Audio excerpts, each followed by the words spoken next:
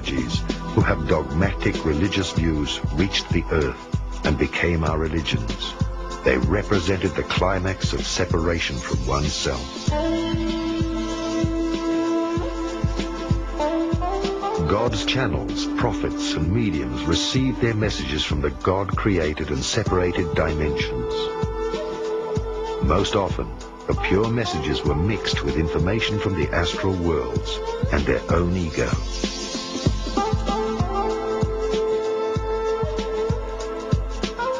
There are as many truths and religions as there are worlds and heavens of polarities and levels of development in the cosmos in their different dimensions. Every social structure which serves the power of the lobbies and the ego instead of mankind is a split, which in the end will restructure itself or crumble. All knowledge without love is a separation from being.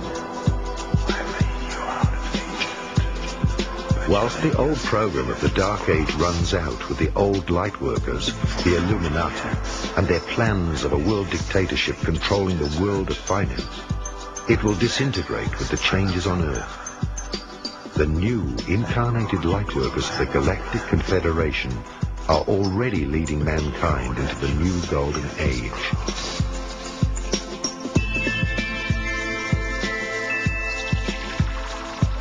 After the great transformation of mankind, the Space Brothers would like to welcome us as cosmic citizens into the Galactic Confederation of Free Planets. Where do the Illuminati receive their knowledge? Well, I would use the famous jokes and stories about Tesla and Edison. According to Edison, invention was 95% perspiration and 5% inspiration. According to Tesla, the way Tesla was doing his inventions, he would have 95% inspiration and probably 5% perspiration. Tesla would get the vision. All he has to do is put the vision into paper. Then he has to take the paper to the engineers to put it into metal in the shop. A little fine-tuning here and there, and the device works. This is the usual mode through which information and know-how is channeled from the extraterrestrial and even higher levels of existence to our planet. The know-how is given, and we are left to put it into our crude terrestrial engineering and manufacturing methods. That's why the crude anti-gravity saucers of the 1880s, 1890s were made with rivets. Giant cannons were used to fire the first anti-gravity devices toward the moon. Later on, in the early 1900s, more advanced technologies were used, but always the technology would follow up with our terrestrial one. Why are there two totally different scientific and engineering realities on the planet? Why the mass consumption engineering culture is 50 to 100 years behind the secret culture developed by the Illuminati? I have always had this very big question, very big puzzle in front of me.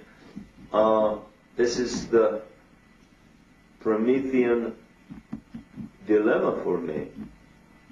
How come that with these incredibly good intentions to elevate the scientific and technological level of our civilization, we end up with the very negative and dismal results of all of these efforts? My feeling is that basically that is the major mode through which the, should I call it the independent angelic presence on the planet, is trying to corrupt the scientific and the political minds of the elite of our planet with visions of grandeur, with technologies that are too far ahead, possibly for our spiritual and moral development, and that are very dangerous, that can explode any minute and basically bring the end of our civilization, as has happened for dozens of times on our same planet. Again, information coming to us from many extraterrestrial revelations about previous illuminated efforts to speed up the evolution on the planet that ended up in very brutal, violent nuclear wars. Illuminati have an agenda that would probably not be accepted in a normal, open voting system by the majority of the population on the planet. The creation of a new master race with hybridization experiments done with animals. The first hybrids were done in German concentration camps 50 years ago, and there are people that have seen documentary films about living, walking, breeding hybrids between humans and animals. Creation of a new master race under illuminated guidance, and probably away from a package of genetic material that was introduced on the planet through an intervention by the Trinity. The dark as well as the light power serves only one master, who is the creator of all that is, and whose goal is to create the superhuman. The final goal of human reincarnation is to create a human being who has experienced all imaginable positive and negative experiences, and therefore is able to develop beyond any judgment into the humanly incarnated image of God. A human being who has become God has lived through the completed range of the cosmic keyboard from the lowest to the highest note. God does not judge. He shines on his creations like a sun, on the flowers or the weeds, or on his being. The experiment of duality has come to an end, and the planet Earth is an ascending planet, onto which the Creator himself incarnates in the shape of human beings. The return of the ascended brotherhood from Lemuria and Atlantis is the return of the 144,000 masters of light, the cosmic monads. They are incarnated as human beings, united, and together they will represent the white pyramid, God's eye, who sees everything, the presence of the Almighty on earth. They are the open witnesses who have all described from a different perspective the process of ascension, since they have already lived through it before.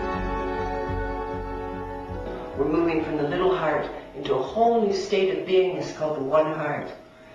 We moved from using the physical eyes, and as we awakened, then of course we activated our third eye, then those three eyes triangulated, and now we're discovering a whole new level of seeing, which is called the one eye. And it's an alignment with the all-seeing eye. Now on the planet itself, we're noticing a huge shift over as well. Duality is playing out its final dance. We're in the times of completion. So we'll notice that a great falling and dissolving, which you can see in all the world governments, in all the established religions, in the treatment of the environment. It's one of those things, a good way of describing this time is saying it was the best of times and it was the worst of times. We're feeling that outgoing pull of duality, and we're feeling that huge, powerful wave of love, of oneness coming in. Within the doorway of the 1111, there are 11 gates.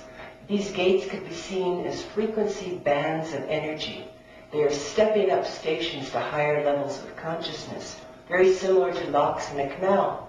When you travel through a canal and you get to a lock, and then you stay in there while it fills up to water, and then it takes you and you travel on the next higher level. During the next, this 20-year period, the doorway of the 1111 is open. We are given the opportunity, each one on this planet who chooses oneness is given the opportunity to travel through these 11 different frequency bands of energy.